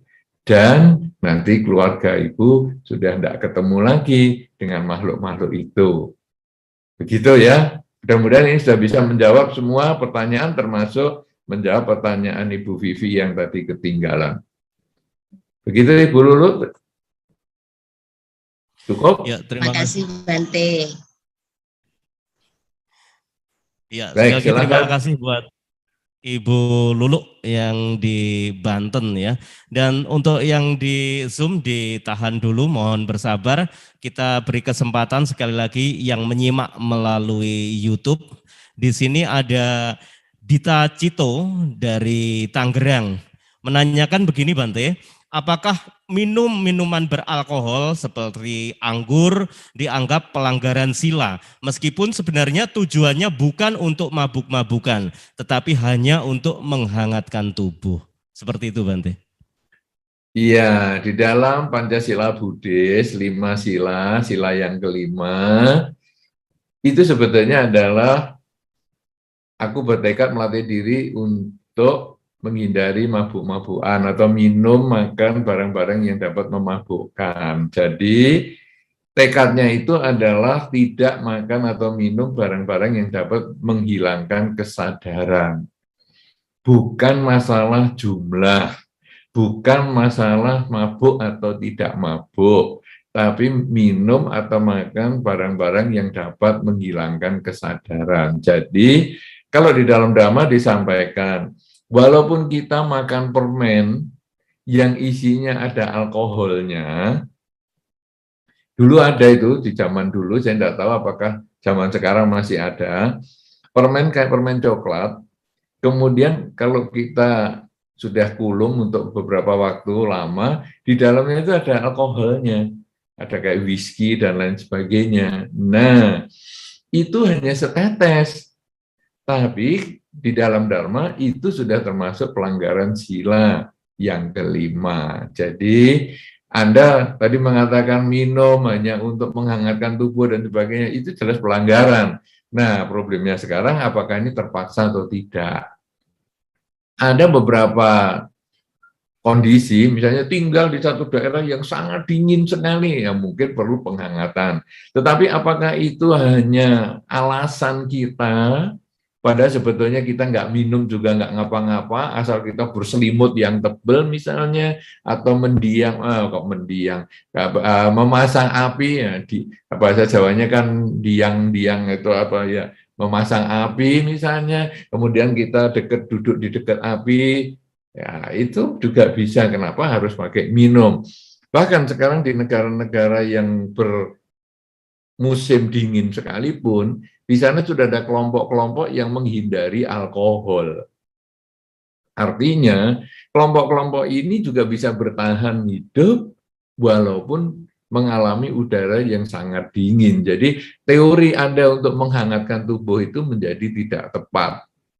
Ya. Nah, jadi setetes alkohol yang masuk ke tenggorokan pun sudah termasuk pelanggaran sila kelima. Begitu. Silakan dilanjutkan. Terima kasih atas jawabannya Bante. Mudah-mudahan benar-benar bisa dipahami oleh si penanya. Dan selanjutnya saya silahkan untuk yang di Zoom kembali. Di situ tadi ada Bapak Sadadama dari mana? Silahkan untuk menyebutkan. Ya, Bapak Sadadama masih bergabung.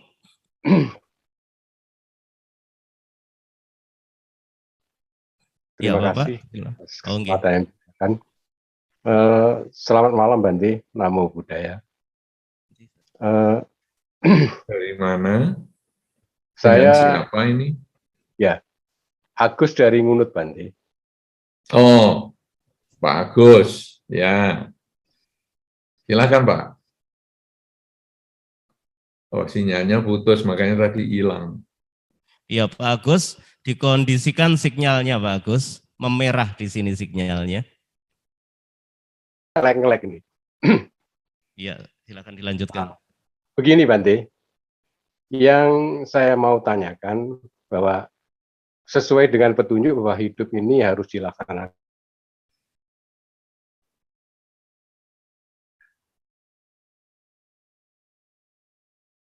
Ya, mungkin masih keputus. Hidup ini harus apa nih tadi? Iya. Gimana Pak Agus? Dengan keras begitu. Tapi dalam beberapa hal, bagi orang-orang tua itu untuk belajar mungkin baca parita, untuk meditasi, mungkin kondisi ini sudah agak berat. Yang mereka bisa itu mungkin hanya Wandana, Sarana, dan Pancasila.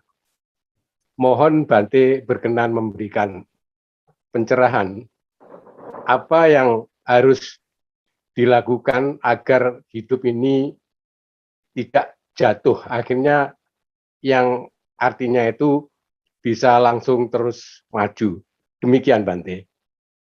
Baik, karena suara Pak Agus agak putus-putus, saya mungkin mengulang sedikit pertanyaan, mudah-mudahan ini yang saya tangkap sesuai dengan yang diharapkan dari Pak Agus, yaitu bahwa banyak orang tua yang mungkin tidak bisa membaca parita dengan baik, sehingga hanya cukup bisa membaca Wandana, Tisarana, maupun Pancasila. Nah, tapi tetap punya harapan supaya dia memahami Dharma dengan lebih baik, maju di dalam Dharma, dan lain sebagainya. Yang mungkin kalau dilanjutkan lagi diharapkan bisa di kelahiran mendatang pun tetap menjadi Buddhis, misalnya. Mungkin seperti itu ya Pak Agus yang ditanyakan. Iya Bante, kurang lebih seperti itu. Ya, baik. Karena tadi kan putus-putus.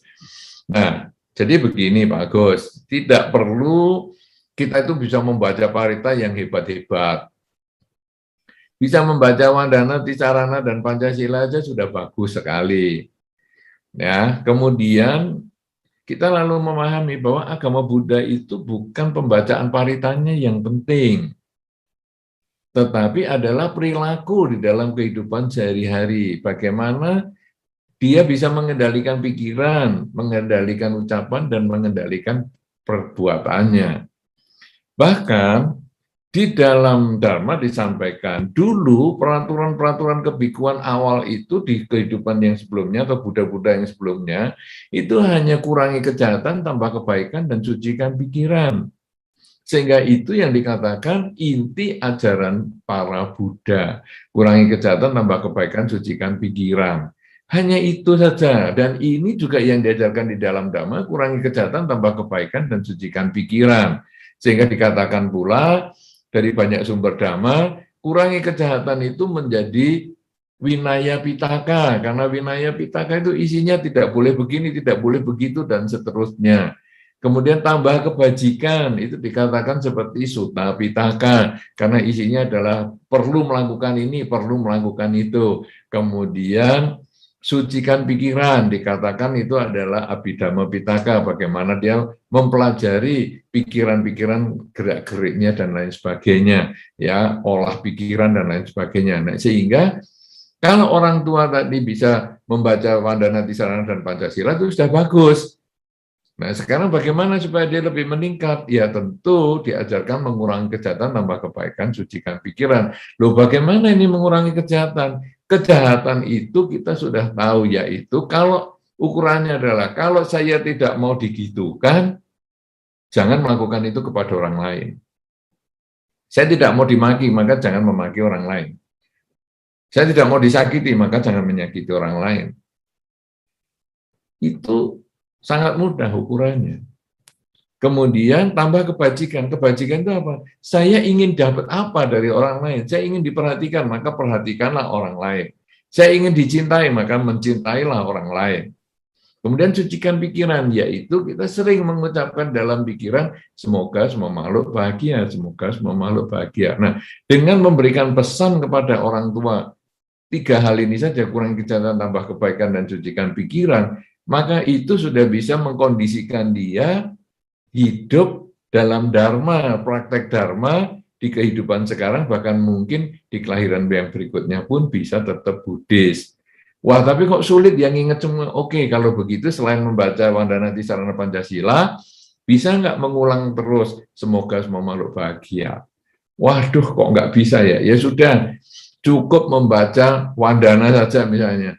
Namo tassa bhagavato arahato sama sambuddhassa, itu diulang berkali-kali terus. Karena kalau itu diulang berkali-kali, itu juga menjadi pikiran terpusat, fokus. Nah, ketika pikiran fokus pada satu objek, maka ketamaan, kebencian, kegelapan batin mulai terkikis. Karena tidak sempat ada ketamaan ataupun kebencian yang muncul.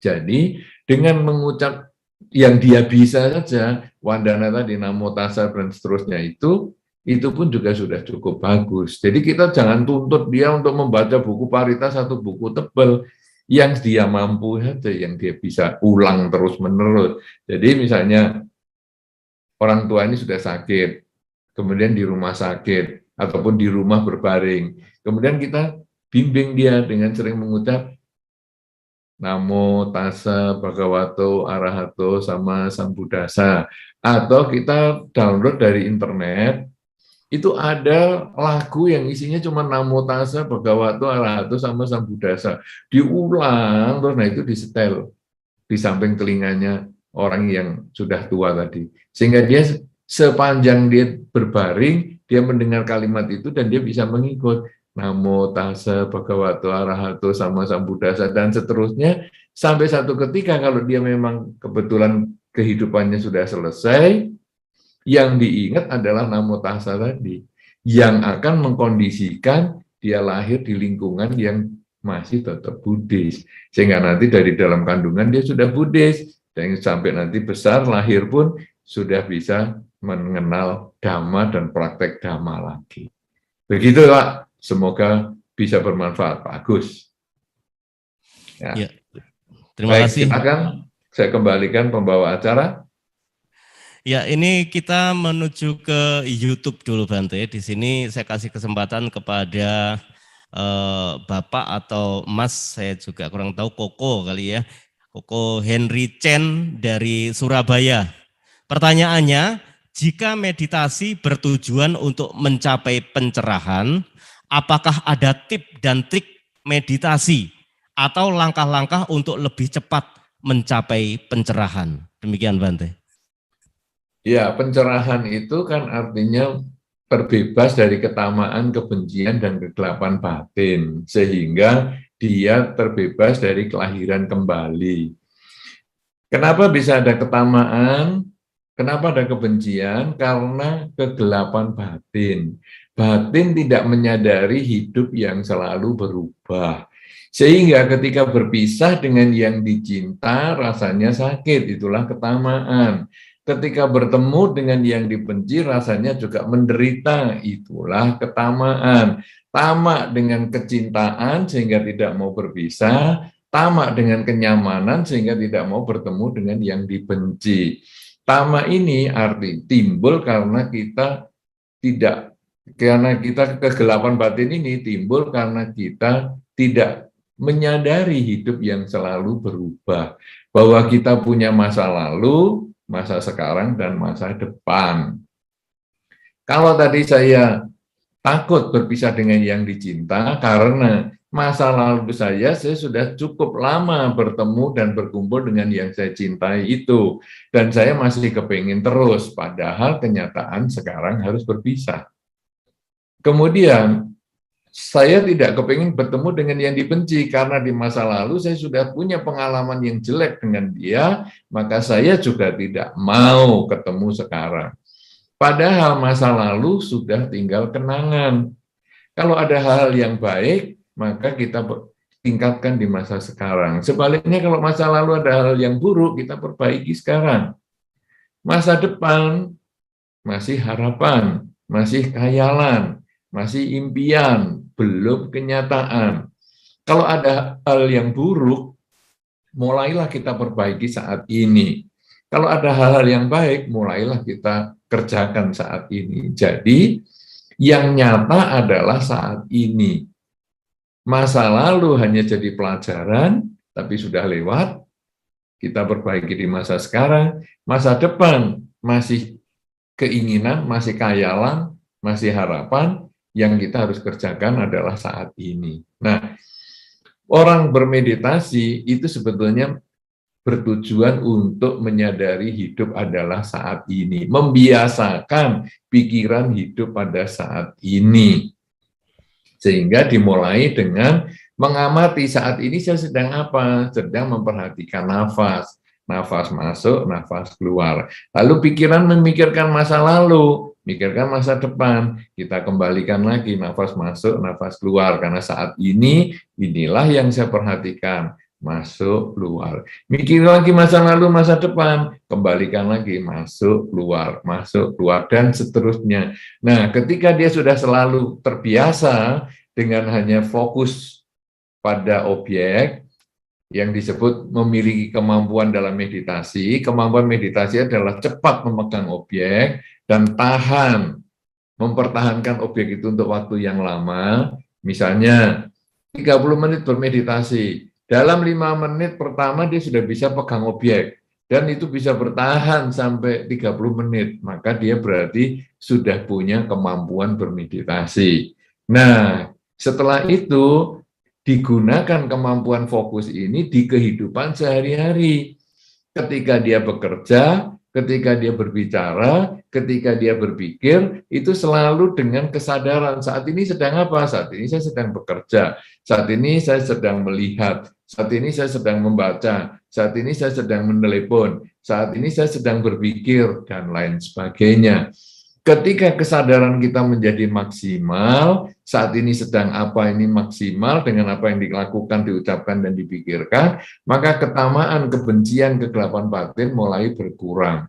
Semakin tinggi kesadaran kita pada saat ini, semakin rendah tekanan, ketamaan, kebencian, dan kegelapan batin. Sehingga ketika kesadaran kita menjadi maksimal, selalu sadar setiap saat, maka ketamaan, kebencian, kegelapan batin kita menjadi lenyap. Dan itulah tercapai pencerahan, tercapailah kesucian, dan tidak terlahirkan kembali, sebagaimana yang ditanyakan. Jadi kalau tadi, bagaimana ya supaya cepat kita selalu sadar, ataupun bagaimana kita cepat mengurangi ketamaan, kebencian, kegelapan batin, atau bagaimana cepat kita menyelesaikan kehidupan ini, ya selalu sadar saat ini sedang apa, dengan menulis di tempat-tempat yang kita biasa berada, misalnya di meja kerja kita, di HP kita, di tembok dekat kita kerja, dengan kata-kata saat ini saya sedang apa. Sehingga selalu sadar, saat ini saya sedang apa ya? Oh, sedang bekerja. Saat ini saya sedang apa ya? Sedang berbicara. Saat ini saya sedang apa ya? Selalu sadar setiap saat. Itulah jalan yang paling cepat untuk kita mencapai pencerahan. Begitu. Semoga bermanfaat untuk semua saja, karena ini betul-betul menjadi tujuan akhir dari seorang umat Buddha, yaitu selalu sadar setiap saat, pada saat bergerak, berbicara, maupun berpikir. Saya kembalikan kepada pembawa acara. Terima kasih, silakan. Terima kasih, dan di sini sudah menunggu dari tadi ada Ibu Sri Wardana. Silahkan untuk Ibu Sri Wardana. Selamat malam Bante, terima kasih. Sebutkan dari mana Ibu? Iya, saya Sri dari Balikpapan, tapi aslinya Blitar. Oh. Mungkin saya sama Bante mau curhat sedikit masalah waktu itu. Saya dan makan Bante di Balikpapan di Mahawihara Buddha Manggala. Waktu itu sempat ngobrol-ngobrol ya Bante. Dan kebetulan Bante kenal sama Wisnu, suami saya, dan ngobrol-ngobrol, dan waktu itu Bante nanya apakah saya waktu itu datang di pernikahan sama Om Yanceng gitu. Terus saya lupa iyain aja gitu lah Bante. Dan ternyata setelah saya lihat ke belakang, ternyata antriannya sudah panjang banget, dan saya buru-buru pamit. Sebenarnya yang datang waktu pernikahan saya itu hanya Om Yanceng. Jadi waktu itu saya nikahnya di Ngandat Bante. Jadi sampai sekarang itu bener kepikiran kenapa saya iyain aja gitu loh. Sedangkan yang ngantri di belakang itu sudah banyak sekali dan saya tidak enak gitu. Maaf Bante, waktu itu saya iyain aja Bante. Dan untuk yang akan saya tanyakan, mungkin ini ada kaitannya dengan pertanyaan Ibu Vivi dan Ibu Lulu ya Bante. Pertanyaan saya, setiap tahun kan kebetulan saya ikut Patidana baik di Balikpapan ataupun di Blitar. Dan sebelum atau sesudah Patidana itu selalu saya itu didatangin mimpi gitu loh Bante. Kebetulan pernah juga bapak saya beberapa kali gitu datang sebelum Patidana, sebelum di Balikpapan dan setelah di Balikpapan dan sebelum di Blitar. Dan waktu itu kondisinya sih kehidupannya sudah berkecukupan Bante, cuman agak murung gitu. Setelah ketemu dengan saya ternyata bahagia sekali dan ngajak ngobrol, tapi yang ngobrol itu hanya saya karena saya tidak sadar waktu itu hanya mimpi dan kayaknya nyambung aja gitu loh, happy aja gitu Bante. Dan setelah Patidana kemarin juga saya didatengin sama nenek saya. Kebetulan sudah lama sekali saya tidak, maksudnya sudah meninggal itu sudah puluhan tahun, tapi tiba-tiba datang dan saya juga ngelihat kalau di alamnya nenek saya berada sekarang itu kehidupannya berkecukupan dan makmur. Cuma ya itu Bante, agak murung setelah saya datang jadi happy gitu. Yang ingin saya tanyakan di sini Bante, untuk arti sebuah mimpi itu sendiri itu apa sebenarnya Bante? Kenapa hanya saya dari semua keluarga saya tanyain itu tidak pernah dimimpikan gitu Bante? Dan sebenarnya di mimpi itu sebenarnya simple. Setelah saya datang kenapa jadi happy gitu? Itu saja Bante. Terima kasih banyak. Namo Buddhaya. Baik, terima kasih Ibu Sri. Ya, tidak masalah kalau kapan itu lupa saya datang atau tidak, tapi dijawab iya, ya itu tidak masalah Ibu ya, karena Ibu juga bukan niatnya mau membohongi atau apa, jadi tidak ngapa-ngapa. Saya juga memaklumi, karena seingat saya dulu saya pernah ke rumahnya waktu di itu ada pohon-pohon bunga dan lain sebagainya, itu waktu Ibu Iya, masih Bante. di Blitar. Iya, Ya, betul. jadi saya merasa wah, apa waktu pernikahan saya datang apa enggak, saya lupa juga. Jadi Hanya tidak Om apa-apa janji, Ibu. Bante. Ya, jangan terlalu dipikirin. Nanti salam buat Pak Wisnu juga dan keluarga semua ya. Iya, terima Nah, kasih. sekarang tentang pertanyaannya adalah bahwa mimpi itu bagaimana ya? Mimpi itu di dalam Dharma ada beberapa hal yang membuat seseorang itu mimpi. Yang pertama adalah pikiran terbawa pembahasan ataupun kegiatan pada waktu sebelum tidur. Jadi misalnya kita ngomong-ngomong tentang hantu misalnya ya, kalau kita baru ngobrol tentang hantu atau kita nonton televisi tentang hantu misalnya, nanti malamnya bisa ngimpi tentang hantu. Nah, itu jadi sebetulnya adalah pikiran yang masih melekat dengan kegiatan sebelum tidur tadi. Itu mimpi jenis yang pertama. Mimpi jenis yang kedua adalah keinginan yang tidak menjadi kenyataan. Jadi misalnya kita kepengen ketemu dengan bapak, kita kepengen ketemu dengan ibu, kita kepengen ketemu dengan nenek, tapi mereka sudah meninggal semua. Sehingga nanti ketika kita tidur, kita bisa mimpi ketemu dengan mereka. Ya. Kemudian yang ketiga adalah anggota tubuh kita yang terganggu. Itu kalau yang paling umum adalah dulu waktu masih kecil, itu kepingin buang air kecil waktu tidur. Nah, sehingga kita lalu merasa kita jalan-jalan di pinggir sungai atau di pinggir danau. Waduh, kok sejuk sekali ya. Bagaimana ini? Saya rasanya kok pengen buang air kecil nih. Ya sudahlah, kayaknya ini ada tempat yang aman ini untuk buang air kecil. Dan kemudian kita lepaskan air kecil itu. Dan kita kaget, loh punggung saya kok basah. Nah itu kita mimpi jalan-jalan dan lain-lain itu. Kemudian kita lepaskan air kecil itu dan punggungnya basah semua. Nah kemudian besoknya kita jemur kasur karena kita disebut ngompol. Nah itu juga mimpi juga.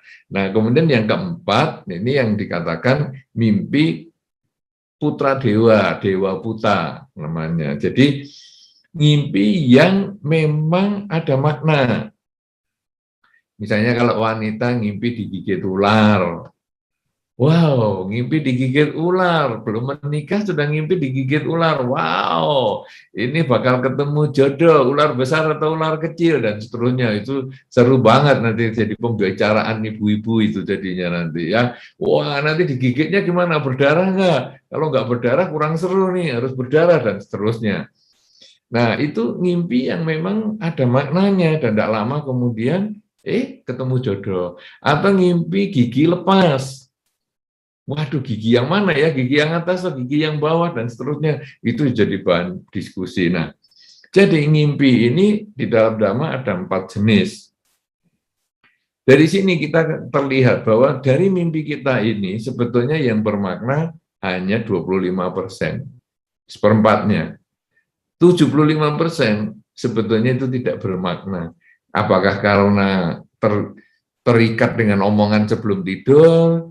Apakah karena kita ada keinginan yang belum tercapai? Apakah karena anggota tubuh yang kurang nyaman? Itu tidak ada artinya semua. Tapi kiriman dewa ini, dewa puta ini, memang ini punya makna. Nah, kemudian sekarang berhubungan dengan pelimpahan jasa tadi. Bagaimana ya, saya kok ngimpi bapak saya, atau saya ngimpi dengan nenek saya?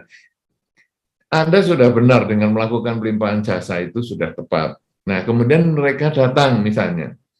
Mereka tersenyum, mereka bisa ngobrol dan mereka bahagia, itu sudah bagus. kadang-kadang kalau ngimpi yang jenis keempat ini, dari bentuk mereka, wajah mereka, kemudian pakaian mereka, suasana waktu mimpi. Kalau suasananya bahagia, wajahnya juga termasuk bahagia, bajunya, pakaiannya juga bagus, maka dia sebetulnya lebih cenderung terlahir di alam yang cukup. Tapi kalau kemudian badannya kelihatan kurus, bajunya compang-camping, mukanya kelihatan sedih, biasanya itu kemudian kita lakukan pelimpahan jasa untuk mendiang supaya dia di alam kelahiran yang sekarang merasa bahagia. Walaupun tidak harus ikut wihara, karena mungkin itu di luar acara-acara wihara, kok saya ngimpi ya, bapak saya pakaiannya kok kumuh, kemudian mukanya kok sedih, oke lah, besok saya mau berdana kain misalnya, atau besok saya mau berdana jubah kepada para biku misalnya, atau besok saya mau berdana baju kepada karyawan wihara misalnya, atau besok saya mau berdana pakaian untuk anak-anak yatim misalnya dan sebagainya, itu bisa atas nama bapak saya, itu bisa dilakukan seperti itu. Dan kalau memang benar ini menjadi ngimpi Dewa Putra atau yang kiriman Dewa Putra Dewa tadi, maka leluhur di alam kelahiran yang sekarang dia bisa merasakan kebahagiaan. Ya, jadi kalau tidak ada sesuatu, misalnya mukanya bagus, kemudian pakaiannya juga bagus, Anda cukup mengulang dalam batin, semoga mendiang bahagia, semoga semua makhluk bahagia. Seperti yang tadi, misalnya Bapak setelah ketemu kok merasa bahagia, Nenek setelah ketemu kok merasa bahagia, Anda cukup mengulang semoga mereka bahagia, semoga semua makhluk bahagia. Loh kok Nenek ini kan sudah lama meninggal, kok sekarang baru kasih mimpi? Lama itu menurut kita, usia manusia, usia makhluk itu kadang 25 tahun usia manusia, dia baru 1 hari 1 malam di sana. Sehingga kalau sekarang sudah 50 tahun, di sana baru 2 malam. Ya, sehingga bagi mereka itu belum lama. Karena itu kita tidak bisa menjadikan usia manusia sebagai ukuran. Pokoknya kalau mereka muncul dalam mimpi atau kadang-kadang mendatangi rumah kita seperti seolah-olah tadi seperti yang Ibu Lulu mungkin menghadapi tadi misalnya, ya kita ngulang semoga mereka bahagia, semoga semua makhluk bahagia. Begitu Ibu Sri, mudah-mudahan bisa menjawab pertanyaan Ibu. Anumodana Bante, terima kasih banyak. Ya, dan bisa melegakan ganjelan yang sudah sekian tahun. Saya ke Balikpapan itu mungkin 2 tahun yang lalu atau 3 tahun yang lalu, mudah-mudahan ganjelan ini sudah bisa dilepaskan. Jangan lagi dipikiri ya. Iya. Terima kasih. Baik, terima kasih. Saya kembalikan pembawa acara, silakan. Ya, kita masih ada berapa pertanyaan lagi, Pak? Masih ada, ini beberapa, tapi nanti kita selesaikan jam 9 tepat, Bante. Boleh. Jadi kita langsung sekarang ke sini yang di Wihara Buddha Sasana. Ternyata juga sudah ngempet dari tadi nahan ingin bertanya. Oke, silahkan. Selamat malam, Namo Buddhaya Bante. Perkenalkan Bante, nama saya Saril Effendi, asli Blitar Bante. Bante, saya mohon tanya, yaitu fenomena sekarang ini banyak dari anak-anak remaja Buddhis, khususnya yang ada di daerah Bante, itu terkesan kurang semangat, cuek, dan kurang peduli terhadap kegiatan di wihara. Akan tetapi Bante berbeda sekali dengan para sesepuh. Di sini yang dimaksud sesepuh adalah umur yang sudah 50 tahunan ke atas Bante. Itu semangatnya sangat luar biasa Bante dibanding untuk para remaja kita. Dan pertanyaannya Bante, dan ini mungkin juga masukan buat kita semua, bagaimanakah menumbuhkan rasa memiliki, rasa semangat dan rasa peduli akan kegiatan di wihara kita ini Bante. Terima kasih. Namo Buddhaya. Baik. Ya, memang sebetulnya kalau anak muda itu kan lebih cenderung ada kegiatan ya. Sehingga kalau ada kegiatan, ada kebersamaan, kemudian biasanya akan ada semangat.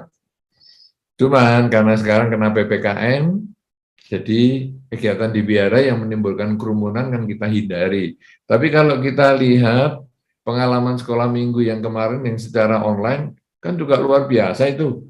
Ya, aktif sekali anak-anak kan mulai kumpul lagi, ya sebisanya lah, jumlahnya sedikit di wihara, tapi mungkin kalau bisa di rumah pun digalakkan untuk Bapak Ibu masing-masing membuka video supaya membuka Zoom-nya misalnya, supaya nanti anak-anak di rumah pun juga bisa ikut. Saya kira itu akan menambah semangat mereka, karena mereka lalu bisa berkumpul, bisa ada aktivitas, dan bisa ada semangat lagi untuk mengenal Dhamma, belajar Dhamma, dan praktek Dhamma. Nah, kemudian yang remaja juga sama. Makanya kita kan sekarang giatkan acara-acara seperti ini, yang kita harapkan juga nanti remaja pun kita santuni. Ya, sekarang ini mungkin kali ini lebih banyak orang-orang yang agak senior ya yang ikut, remajanya agak kurang. Mungkin ada satu ketika remaja juga perlu kita ajak supaya mereka merasa, saya juga terlibat nih, saya juga sekarang saya punya kesempatan belajar Dhamma, saya juga punya semangat untuk melaksanakan Dhamma. Karena melaksanakan Dhamma tidak harus rame-rame, ya melaksanakan Dhamma seperti tadi misalnya pelimpahan jasa. Kan mungkin anak muda juga ada yang alami seperti itu. Nah, kemudian kita bisa lakukan pelimpahan jasa sendiri di rumah kan bisa dengan membaca parita, meditasi, kemudian pelimpahan jasa. Kemudian tadi kalau juga ada pertanyaan orang yang suka pamer di media sosial, kemudian tapi kalau kegiatan wihara kok nggak mau aktif, itu kan sebetulnya anak muda bisa terlibat di situ bahwa iya ya saya juga begitu loh, saya kadang punya sepeda motor baru saya pamerkan, tapi kalau di wihara saya memang kurang giat. Nah, ini kalau kita aktifkan juga anak muda ikut bersama-sama dengan kita, atau nanti mungkin kita ada media khusus untuk anak-anak muda, saya kira juga akan ada semangat. Karena wadahnya ini kita dalam 2 tahun PPKM ini kan kita agak terbatas. Kita menemukan sistem pembinaan bersama dengan Zoom ini untuk seluruh wihara, bahkan semua tempat ini kan baru-baru ini, kita kan baru mulai, ya tanggal 9 kemarin, kemudian nanti secara rutin, kita tiap 2 minggu sekali atau seminggu sekali kita mengadakan acara pertemuan. Ini kan sebetulnya sangat baik, dan itu kita libatkan juga anak muda supaya ada semangat. Dan begitu anak muda lihat di Zoom misalnya, atau bertemu dengan media misalnya YouTube misalnya, lalu nanti dia lihat, kita ternyata anak muda ini juga bagus ya, kemudian banyak ya Mas ya. Nah, lalu mereka bisa bertukar pikiran, sharing Dharma, kemudian juga melakukan kegiatan bersama walaupun tetap dalam jaringan, lakukan kegiatan bersama misalnya cepat tepat, nah, atau perlombaan membaca parita. Ya, karena kalau cepat tepat mungkin kena nge-lag seperti tadi yang Pak Agus itu kan agak repot nih. Dia sudah nunjuk jari, tapi kalah sama yang sinyalnya kuat. Tapi sekarang kita misalnya membaca parita bersama, misalnya. Nah, jadi anak muda, biara A, baca parita. Kemudian biara B, biara C, lalu kita nilai. Kemudian nanti lomba ceramah Dhamma. Nah, anak muda nanti biara A, ayo ceramah Dhamma, kasih waktu 5 menit ceramah. Biara B, biara C, nanti kita kan bisa lomba-lomba semacam itu, sehingga walaupun PPKM tapi tidak mengurangi semangat kita untuk mempelajari dan melaksanakan Dhamma, dan itu hanya kita ada aktivitas lagi walaupun secara dalam jaringan, dan itu akan membangkitkan semangat anak muda untuk mempelajari dan melaksanakan Dhamma, sehingga diharapkan tadi yang ditanyakan tadi bisa kita selesaikan dengan cara walaupun tetap dalam jaringan. Ya, begitu. Kemudian yang selanjutnya, waktu kita makin mepet. Ya, satu pertanyaan terakhir, Bante. Ini karena pertanyaan ini sangat menarik dan sangat penting, jadi harus tetap saya sampaikan, Bante. Ini dari Ibu Ingrid Cahyani di Jakarta, yang menghendaki nanti anaknya kalau sudah besar itu menjadi seorang biku. Nah, perbuatan kebajikan apa yang harus dilakukan oleh pasangan orang tua si anak tersebut? Demikian, Bante. Ya, jadi menjadi biku itu sebetulnya karena 2 hal. Yang pertama keinginan, yang kedua adalah kesempatan. Dua-duanya harus ada, tidak bisa salah satu. Keinginan adalah milik dari si anak sendiri. Jadi kalau tadi ibu kepengen anaknya jadi biku, itu baru kesempatan orang tua yang memberikan kesempatan anaknya menjadi biku. Tapi apakah anaknya punya keinginan menjadi biku? Belum tentu. Nah, sekarang kebajikan apa yang harus dilakukan? Kondisikan anaknya itu untuk lebih mengenal biku sejak dari awal. Misalnya, sebelum mengandung pun atau ketika pernikahan, dilakukan pemberkahan di wihara. Kalau bisa ada mengundang biku atau samanera, itu nomor 1. Jadi pernikahannya sudah ada figur bikunya. Kemudian waktu hamil mungkin ada upacara, ya pemberkahan di kandungan mungkin 7 bulan dan lain sebagainya. Kalau bisa dilakukan upacara pemberkahan oleh biku. Kemudian juga sering dibacakan parita, ya sejak mengandung misalnya membaca parita, bermeditasi dan lain sebagainya. Kemudian lahir juga nanti ada pemberkahan oleh biku, dibacakan parita oleh orang tua dan lain sebagainya. Kemudian kecil sering diajak ke wihara. Kemudian nanti sudah SD atau SMP dijadikan samanera sementara, diikutkan program 2 minggu misalnya. Kemudian nanti SMA bisa menjadi samanera lagi, kemudian nanti perguruan tinggi misalnya jadi biku sementara dan lain sebagainya, sehingga hasilnya nanti mungkin akan timbul keinginan dari dirinya untuk menjadi biku, dan karena orang tua sudah memberikan kesempatan dari awal sudah diizinkan, bahkan sejak dalam kandungan sudah diizinkan jadi biku, maka karena ada keinginan dan kesempatan, dia punya kesempatan untuk menjadi biku. Tetapi apakah dia nanti didukung karma baik? Ya itu juga belum tahu. Ada keinginan menjadi biku, ada kesempatan menjadi biku. Tapi kemudian apakah karma baiknya mencukupi? Oh ternyata dia menjadi bikunya cuma 2 tahun. Ya enggak apa-apa, minimal sudah jadi biku. Tapi kalau karma baiknya mencukupi, ternyata sampai meninggal dia juga jadi biku terus. Nah berarti ada keinginan, ada kesempatan, dan kemudian didukung oleh karma baiknya. Jadi mulai sekarang Ibu, kalau Ibu belum punya anak, maka mulailah sekarang suami istri rajin membaca parita, bermeditasi, kemudian mengucapkan tekad, semoga kalau saya hamil, anak saya nanti lahir laki-laki dan bisa menjadi biku. Karena kalau lahirnya perempuan jangan dipaksa jadi biku ya Bu, karena nanti tentu tidak bisa, jadinya atas silami. Tapi kalau laki-laki dan bisa menjadi biku.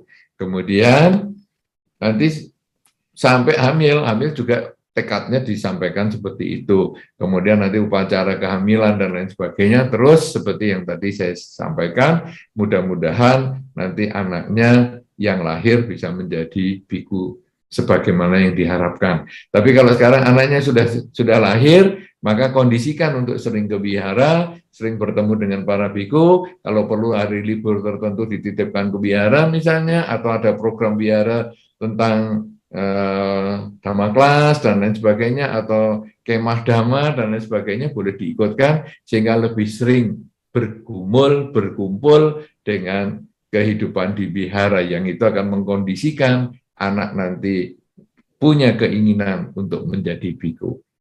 Saya kira demikian, mudah-mudahan harapan luhur Anda bisa menjadi kenyataan dan anak Anda bisa menjadi biku untuk waktu yang lama.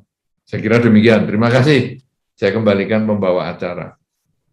Ya, dan sekali lagi anumodana kepada Yang Mulia Bante Utamo Mahathera, dan terima kasih juga kepada seluruh partisipan, juga untuk yang sudah bertanya malam hari ini baik melalui Zoom ataupun melalui YouTube, dan juga yang bertanya secara langsung. Semoga pertanyaan-pertanyaan kita dan jawaban yang telah diberikan oleh Yang Mulia Bante Utamo Mahathera tadi benar-benar membawa manfaat di dalam kehidupan kita sehari-hari.